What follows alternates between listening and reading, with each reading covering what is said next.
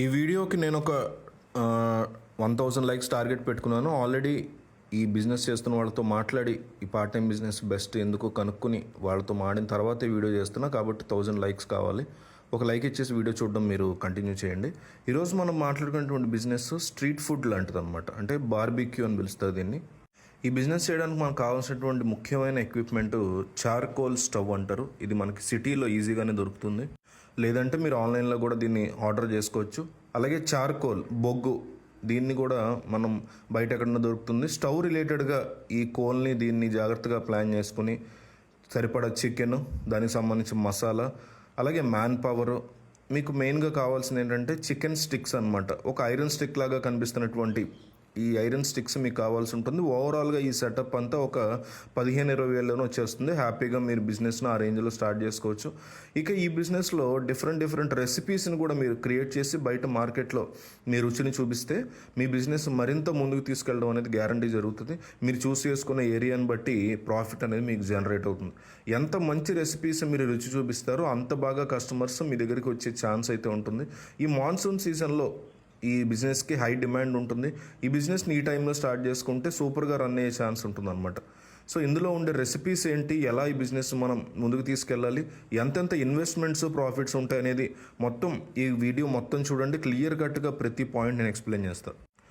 ఈ business related చూసుకుంటే ఒక పార్ట్ టైం బిజినెస్గా చెప్పుకోవచ్చు దీన్ని. స్టూడెంట్స్ లేదంటే మార్నింగ్ టు ఈవినింగ్ ఆఫీస్కి వెళ్ళి తర్వాత పార్ట్ టైం చేసుకోవాలనుకునే వాళ్ళు ఈ బిజినెస్ని స్టార్ట్ చేసుకోవచ్చు. ఈ బిజినెస్ రిలేటెడ్లో ప్రాఫిట్ మీకు ఈజీగా 30-40% వరకు మార్జిన్ ఉంటుంది ఏరియా బట్టి చూసుకుంటే. మీరు పబ్లిక్ డిమాండ్ చాలా ఎక్కువ ఉన్న ప్లేస్లో ఇది పెట్టుకోవాలి. 6 to 11 వరకు కూడా ఈవినింగ్ టైమ్స్ మనం దీన్ని స్టార్ట్ చేసుకోవచ్చు. దీన్ని మీరు హాస్టల్స్, కాలేజెస్, అట్లాగే కొన్ని ఐటీ సెక్టర్ కంపెనీస్కి మీరు మాట్లాడుకుని స్నాక్స్లా కూడా వాళ్ళకి ఇవ్వచ్చు అనమాట.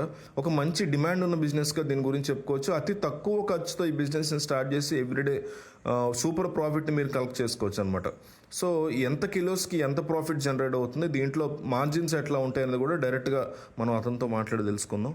అతను చెప్తుంది ఏంటంటే ఈ బిజినెస్ స్టార్ట్ చేసి 3 years అవుతుంది. ఇప్పుడైతే వర్క్ చాలా బాగా నడుస్తుంది. అంతకు ముందు వేరే బిజినెస్ పెడదాం అనుకున్నాం, ఫ్రాంకీ లాంటిది, కానీ అవన్నీ కామన్ అయిపోయాయి.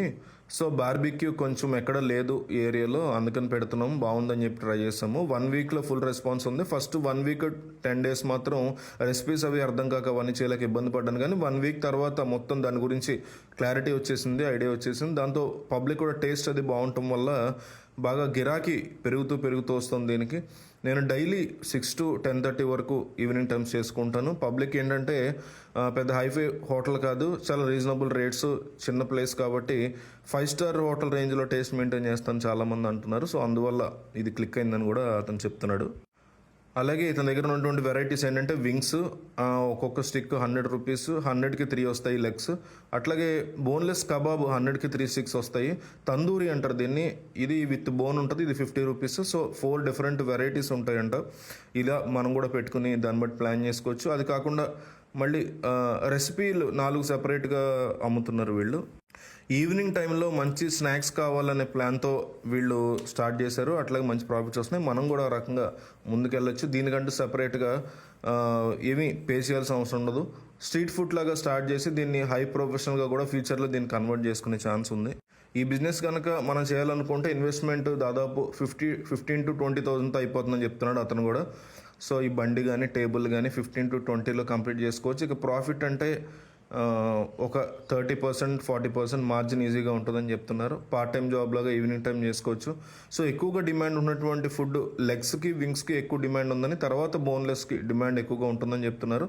4th ఆప్షన్ తందూరి చికెన్గా జనాలు కొంటున్నారని చెప్తున్నాడు.